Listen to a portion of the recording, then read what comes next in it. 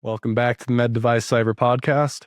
This is going to be an exciting episode. We're talking about the main fun part of cybersecurity that everyone wants to go over, which is cybersecurity testing. I'm your co-host, Trevor Slattery, joined by the other co-host, Christian Espinoza. How are you doing right now, Christian? I'm doing well. I think it's interesting you think this is an exciting part. I guess it is. People think penetration testing and testing is sexy and documentation is boring typically in cybersecurity. So maybe that's what you're referring to. I think documentation is sexy because without the documentation, the testing doesn't really matter. Yeah. No, that's what I get every time I say, yeah, I'm in cybersecurity. They go, wow, are you a penetration tester? That's so amazing. No, people usually go, oh, cybersecurity. Okay. Yeah. Awesome. Well, I'm doing pretty good. I'm a little bit tired. I've recently traveled about 28 hours, I think, from door to door, maybe like 30, kind of like a 6-hour layover in San Francisco, and slept a little bit and slept in little hour chunks. And yeah, it is what it is. And I was 15 hours time difference from where I am today, 15 hours ahead in the future. But that's part of, growing a business and going to conferences and events is like dealing with jet lag. Yep.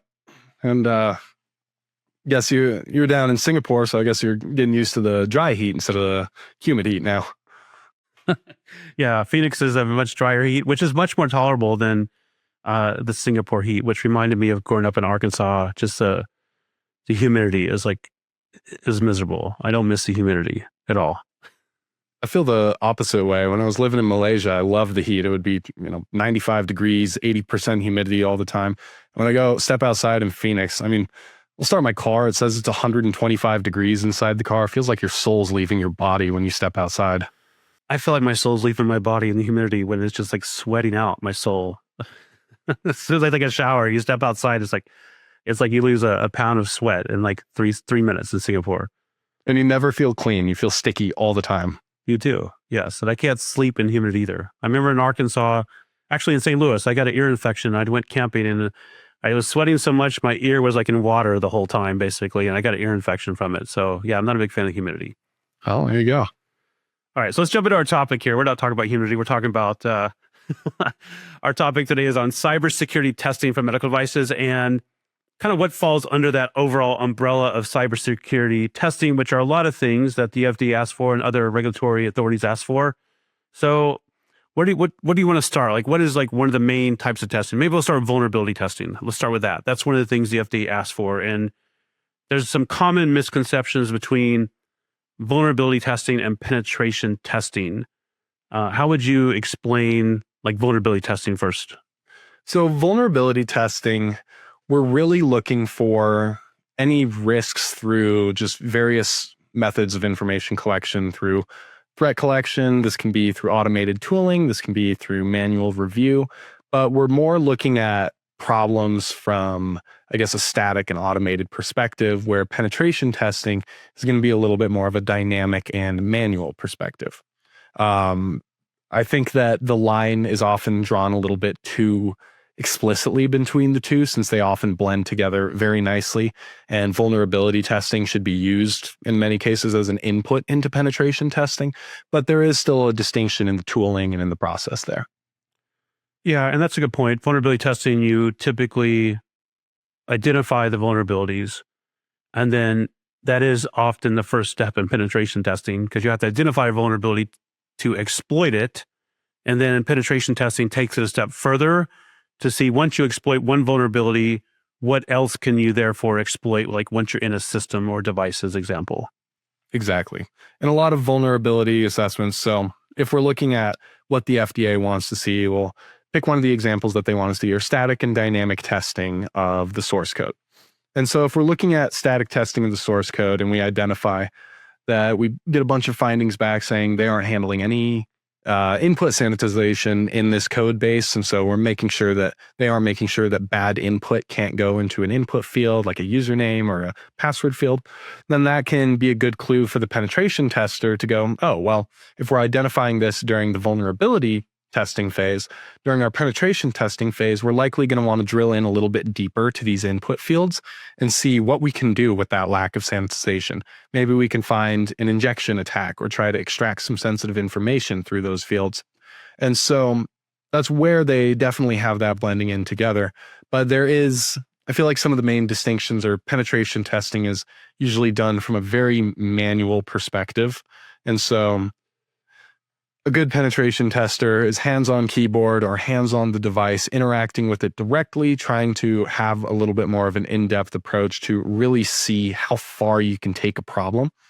Where vulnerability assessments, they're quick, they're fast, they cover a lot of ground, but they aren't going down to those next layers. They aren't going all the way down to try to cover every bit of ground that's possible. It's a bit more of quick information collection, cover as much ground as possible, and look for the low-hanging fruit. And you mentioned like static code analysis under vulnerability testing as a sort of subset. There's also software composition analysis, which is effectively generating the software bill of materials.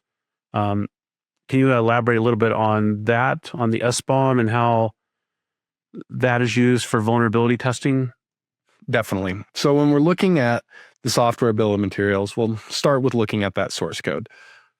The first step for looking at all these different risks, we're going to look at that static testing. So that'll go back to an example, like I said, with the lack of input sanitization. We can find hard-coded credentials. We might find memory problems with that static testing. So that's looking at poor coding practices introducing risk. Now, what we want to do after is generate that software bill of materials as that software composition analysis. So what is the software composed of? What goes into building the software? What third-party components are used? We have to cover questions like that. So we're generating this bill of materials. That's a list of everything in the device. And then we say, are there any risks in that bill of materials? So it's a little bit separate from looking at what are the problems directly in the device. It's more looking at what are the problems with components you're including in the device. And this can go down deep, as many layers of recursion as you want. For any one of those components in the device, what components are they using? What risk is involved there? As you can imagine, the further down this chain you get, the less likely those vulnerabilities are going to make their way into the final system. But it's still something that you want to look at. And this is also with the software composition analysis, where is a sort of a subset of the SBoM. If it's not an identified third party, if it's software that came from somewhere that we don't know, that would be the soup or the software of unknown provenance. And there's often risk associated with that. As we've discovered, a lot of developers will go to some forum and just copy software with hard-coded passwords and put it directly into the source code. Stack Overflow has been the downfall of many an engineer. Stack Overflow is the most common form. Yep. Yeah, we've seen on tests before vulnerabilities from breached credentials or hard-coded credentials somewhere, and then we're able to actively exploit it and decrypt sensitive information, passwords, PHI, lots of really, really nasty stuff.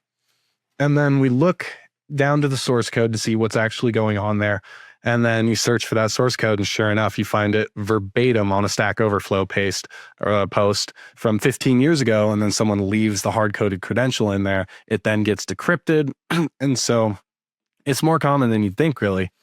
Engineers don't want to have to reinvent the wheel. If there's code out there for it, that's why software libraries exist. That's why these alternative solutions exist. You shouldn't have to write everything from scratch, but you make sure that what you're using to fill this need is safe and secure, and you aren't introducing insecure code into your product. Yeah, that's kind of interesting because technically, I don't know if that would be soup because we know where it came from. It came from Stack Overflow. Yeah, I guess that's fair. Now, that opens up an interesting debate. How can you determine? Well, first off, if you have no idea where the code came from, how did the engineers find it? Maybe that's Google or ChatGPT. Probably it could. I guess today a lot of code could come from ChatGPT. You just have to try to write your code for you. Yeah, and ChatGPT is pulling it from who knows where. From Stack Overflow. From Stack Overflow. Yeah. All right. So we talked about software composition analysis, which is the SBoM, the soup, and we talked about static code analysis as part of vulnerability testing. We touched upon penetration testing, which is exploiting the vulnerabilities, and there's quite a few subcategories of pen testing. Let's just zoom out a little bit and talk about black, gray, and white box penetration testing. Because typically with a medical device, we do white box penetration testing, which means we have access to the source code, documentation, the developers if necessary. You want to explain the differences between those three real briefly? So these are talking about different levels of access. With black box testing, you're acting as an attacker would, no insider information, going in completely blind. There's definitely merit to each approach.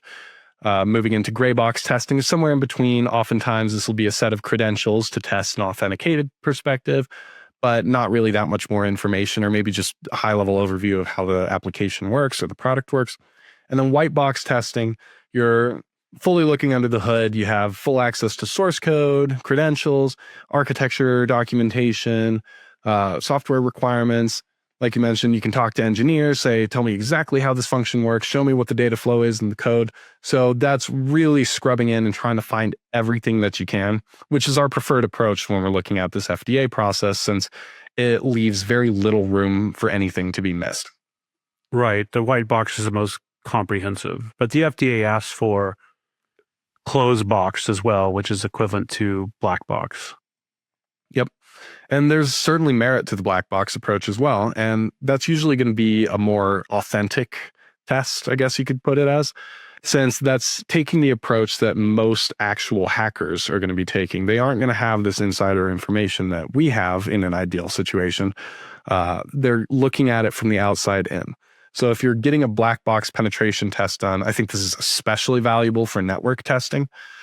You have to go in completely blind. Try to get any bit of information you can, do your own reconnaissance, try to find your own credentials and work your way into the system.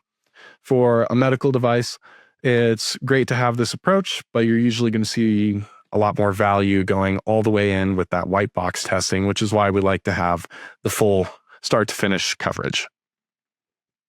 And I think it's important to understand a lot of people with penetration testing and this testing in general, cybersecurity testing, they just assume we don't have to test certain things. Like a lot of our clients or prospects will say, well, our USB port is only used for our maintenance crew, our maintenance or updates, right, by our maintenance staff. So they assume that that's out of scope, but if it's exposed on the device, we have to test that. Right. Or another one is saying, oh, it's only for updates. You say, well, is there no way we can interact with data? Guess we've never really, or not for updates. It's only for charging. Well, is there any way we can interact with data? Guess we don't really know. We just use it for charging. And then you try, and sure enough, you can, download something onto it or interact with the OS underneath. And so using this will go back into what the FDA wants to look at for the vulnerability testing, which again, that line gets really blurred really quickly. They want to see abuse cases. And so the use case, what you should do under normal operation, the abuse case is, well, you say it's only for testing, but what if I plug a hotkey into it and see what happens? What if you have an HDMI port and using it to connect to a third-party monitor? What if I see if the CEC protocol is enabled and I can shut the device off while it's operating through the HDMI port? And so the abuse case is essentially what shouldn't you do to the device, which is probably the first thing an attacker is going to try to do, is whatever you're not supposed to do, whatever you can do to make something go wrong. So that's when it gets really important to get super creative with being a penetration tester and think, what is everything that we could do here? Yeah, so a scope of a device, I know in a previous episode, you talked about the three-piece suite, which is a lot of devices have. Medical devices have a device physical, which has interfaces, some sort of app on a mobile device, and then a cloud component. So all of those would need to be tested. They're all in scope for vulnerabilities and pen tested and everything else, including APIs that the mobile app may need to or uses to connect to the cloud app. And I think a lot of manufacturers don't understand like every single thing that makes up your system. If there's an entry point into it, has to be tested from a vulnerability and penetration testing perspective. Right. Yeah. And that'll go to trying to say something's out of scope. There are ways to consider an interface or a port out of scope. If you bury it deep inside the device, you have to essentially shred it apart to get to it. Yeah. The evidence that someone shredded into the device is going to be enough to say this has been compromised. Don't use it. As soon as you have something on the outside, it's very hard to just write it off. There are a lot of things you can get around. You can do a physical port lock. You can do tamper evidence seals on it. But anything on the outside needs to be covered. And so it's kind of interesting. Sometimes we'll have trying to understand the scope of a device, we say we need to go through every single connection, every single data transfer, anything that can do anything on your device. Do you have HDMI? Do you have Wi-Fi? Do you have Bluetooth? Stuff you might not even think of. Do you have an NFC tag? Anything like that on your device? Manufacturers go, no, we only have USB. And then we get the device and we go, this has an NFC tag on it. What's that doing? Oh, we didn't think that was relevant for cybersecurity concerns. You go, well, it is. There are things you can do to the device with this tag. We can rewrite the tag. We can say that single-use disposable hasn't been used and then introduce sterility and sanitary concerns. There's a lot of risk to that. And so I think from a cybersecurity perspective, when all you do is live and breathe this stuff, you think, oh, everything can go wrong with anything all the time. And that's not a normal mindset that a lot of people have. And so they don't really think, well, what is the risk? There actually is risk. Yeah, it's definitely not a normal mindset, and that's fine because people don't see the world in the same lens as penetration testers or cybersecurity professionals often do. We often think of all the ways to break into a system versus, the system is awesome. It solves a problem. We look at all the problems we can create through the system, or all the data we can steal, or the compromises we can make. I think about even the stove that we have here. You can control the stove, turn it on and off from your phone. And yeah, well, I can, you can even look and see, if you're baking bread or whatever, go, oh, the bread's done, turn off the stove. And I think about, what if someone hacks into that and just leaves it running when we're not here, and then the stove runs for 4 days and burns down the house? Exactly. That seems ridiculous. The risk doesn't seem, the risk of that feature definitely outweighs the benefit, in my opinion. I mean, why does the stove need to be turned on remotely? I think I've used it once. Well, it's nice if you have something that you want to warm up, have ready for when you get home. Then I'll say, okay, I'll be home in 30 minutes, turn on the stove, leave the food already in there. Preheat the stove while you're driving home? Yeah, and then I get back, it's ready to go. But yeah, it's ridiculous. And so all this stuff connects to the internet. And so I look at it and I go, yeah, I don't trust any of this stuff. And then I'll talk to my girlfriend, for example, and she goes, oh, that's so cool. You can turn on the stove with your phone. I go, no, it's terrifying. Everything is scary. You should be frightened of this. I could probably look on Shodan and find out if your stove or your oven is compromisable and just turn it on remotely. Probably. Don't do that. I want to sleep well tonight, but you could. I might do it. I'm kind of curious now. Not because I have malicious intent against you. I'm just I'm sure you probably find a lot of, because I remember one time I found a lot of windmills that were available you could compromise. So you probably found these stoves too. Yeah. These ovens. This is, now that we're talking about the path on Shodan, and even just talking about that, paranoid mindset that a lot of penetration testers have. If you go on Shodan and you look for electronic health record systems or a DICOM server, which stores health records, images, very sensitive PHI, there are over 1,000 of them with no password exposed to the open internet from healthcare delivery organizations in the United States. Yeah, I'm not surprised. And so you can just go look at them remotely, and there are no protections on them. Anyone can look at them from the open internet, and it's terrifying to think about. And so how many people's health records are just exposed? How many people's imaging results are just out there on the internet for anyone to look at without protections in place? Yeah, I just assume all my data has been compromised, and all of it has. I used to have a clearance with the government, and all that was compromised. So all my health records have been compromised. So it's just a matter of time before someone uses it against me, I feel like. Yeah. I know everyone always talks about the concern, the panic. Oh, China steals all of our data. No, everyone steals all of everyone's data. Everyone knows everything about everyone. It's not a specific problem. You don't have any secrets, believe me. Yeah. So we've, under the umbrella of cybersecurity testing, we talked about pen testing. We talked about Shodan a little bit, which is more looking for open source intelligence and what vulnerabilities may exist that somebody else has already discovered. I know the FDA talks about abuse cases. We talked about that. Malformed packets. I think they talk about malformed data injection as well.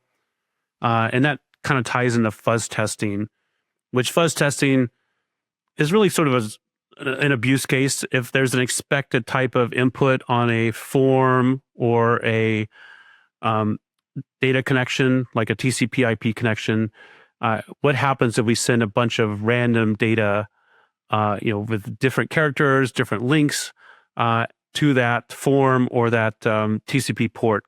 how does the system respond? And that's fuzz testing. This is a bunch of fuzz data, which can take a long time because we're generating data from every combination of characters and special characters and different links, different bytes. What do you have to elaborate on those areas of testing?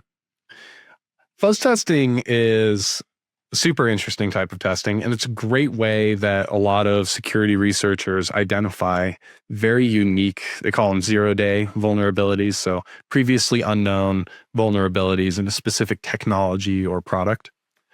And what fuzz testing is doing is, like you said, it's throwing tons of malformed input at a connection, at an input field, and seeing how the application responds. So it might be the case that as soon as you send something over 10,000 characters, the application crashes. And you go, well, why did it behave that way? So you're looking to see what input triggers weird behavior and then pin down why it triggered that behavior.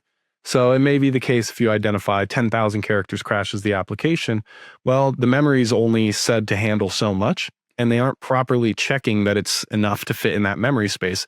It goes over and it overflows the stack. Immediately, you know that you have a memory vulnerability, which can be extremely dangerous in devices. That can essentially be the keys to the kingdom for an attacker. So what we're trying to do here is really identify what is everything that the device can handle and how is it rejecting any unsafe input. Devices that are handling a data connection, handling an input field, which is pretty much all of them, should only take expected data, should only take an expected connection. There shouldn't be anything weird that we wouldn't normally see during standard operation. So if we have an email field, it should only take emails. It should follow the RFC standard for what an email looks like. It's usually going to be letters, numbers, special characters, and then an @ sign, something, .com, .net, whatever it may be. It should follow that specification. Anything outside of that should be rejected as bad input, and this should apply to any input field or data connection on the product. Well, you're assuming this is a common thing that is neglected by developers: input validation or standardization and bounds checking.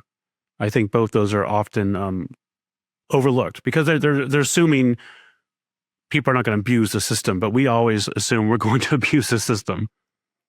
Right. I have kind of a funny story around that. So I have a friend whose name is just the letter G. That's it. One letter. G.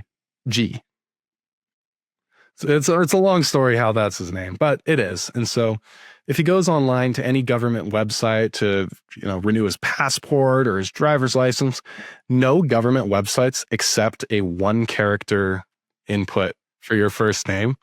And so every time he has to call or go in person and say, here's my birth certificate, here's evidence my name is 1 letter. Can you please put it in manually on the back end?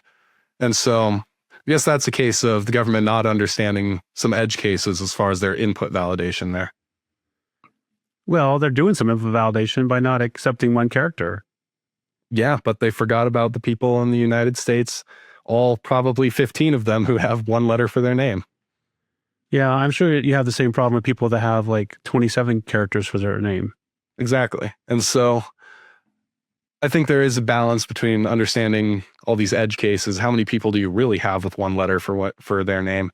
And so should you work around that as your standard input, or say it's very unlikely we're going to see that, we can deal with it on a case-by-case basis, and we want to deal with what we know is going to be safe data. So there's a little bit of a balance there when we're addressing security, but it's something very important. Yeah, that's interesting. I was trying to look up this license plate this guy created.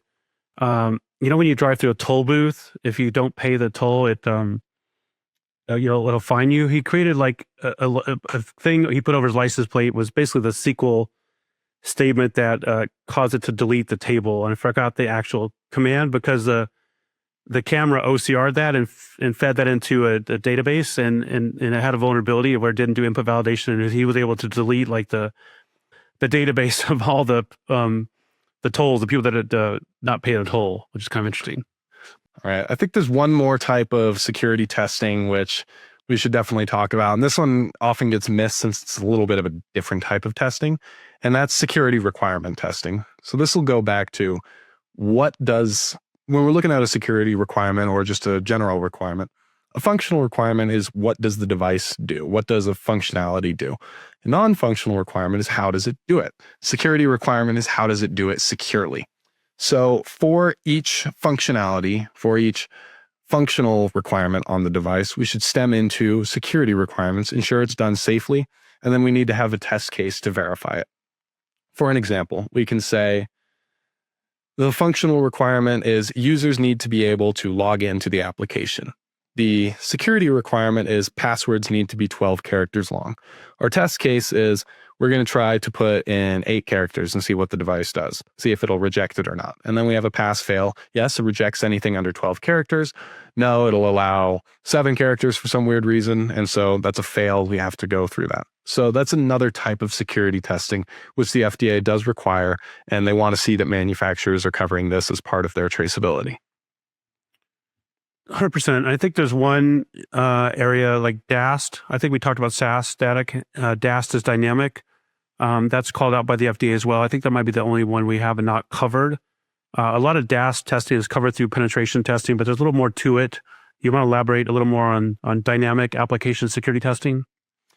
Dynamic application security testing can be essentially thought of as an automated pen test in some ways. So it's trying to cover a lot of ground very quickly, look for low-hanging fruit, look for easy vulnerabilities, say, if you send this sort of input into this data field, it's going to respond in this way. You should pursue to figure out what that actually means. So it's great at identifying some weird areas, spotting out areas for concern, and then just a quick run through of security on your product. You usually should act as a starting point to dive into more in-depth, very comprehensive manual penetration testing on what the DAST is discovering. Another issue with DAST is that it's very prone to false positives. So it can identify a problem that it thinks exists, and you verify it and says, no, the application is just responding in a way that the DAST tool doesn't know how to understand. And so the tool thought there was a vulnerability, and that's not really the case. So it's great for a quick, wide assessment, not good for a deep, in-depth dive into security. Right. And that's why all these types of testing are called out for a medical device to make sure we have performed our due diligence and our completeness on the device. Right. Cool. Any last minute words of wisdom on cybersecurity testing from medical devices? Well, there are so many different types of testing that need to be covered. It's important not to miss any of them. And I think one point that we didn't cover is what is required by who as far as this testing. Penetration testing needs to be done by a third party to be fully FDA compliant. So when you're looking to get all of this done, look for a good partner to help support you through this process, partner that's experienced in medical device penetration testing and understands all the strict documentation requirements, very different from a standard penetration test for SOC 2, high trust, HIPAA, 27001 that manufacturers might be previously experienced with. So make sure that you're doing comprehensive testing. You have good partners to help you through the process. Yeah, and I think asking the questions of who you're trying to hire for a pen test, their experience with hardware testing, which a lot of medical devices have different interfaces that we have to test. And I think a lot of pen testers may have like cloud experience, but not specific med tech experience like you mentioned. Yep. Hardware testing is a rare skill for sure. All right. Anything else you want to go over? I think we're about done with the episode here. I was going to mention one thing because we were talking about tolls. It's a little bit off topic, but when I was in Singapore, they have the ERP, the electronic road pricing. This guy was a driver for us for like going to the airport. He referred to it as a everyday rob people. I thought it was pretty funny. That's funny. They have their little acronyms for stuff over there. Yeah, and cool. The tolls in Singapore are no joke. That's what he said. A lot of people buy a car, but then they forget about the tolls and they can't drive the car because it costs so much to drive it. Or they have to skip on their sleep and drive at like 6 a.m. because the tolls start at 7 so they can avoid the tolls. It's like ridiculous, the prices on these tolls. He also said Singapore's a fine country. A fine country?